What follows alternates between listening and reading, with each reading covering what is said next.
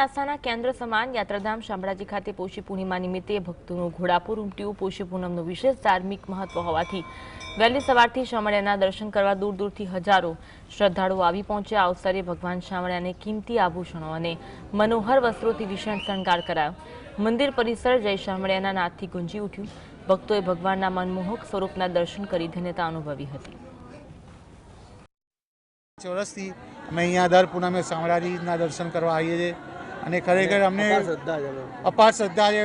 નાનપણથી જ અમે તો આ શામળાજીના દર્શન કરવા આવતા જ હતા, પણ આ પૂનમ અમે છેલ્લા 5 વર્ષથી પૂનમ બી ચાલુ કરી ભરવાની અને બહુ સારું। ખરેખર શ્રદ્ધાથી માણસ આવશો તો તમારો દરેક કાર્ય પૂરા થશે। શામળાજી પર શ્રદ્ધા રાખો, કોઈ પણ અડચણ હશે, કોઈ પણ તકલીફ હશે, શામળાજી તમારી પૂરી કરશે।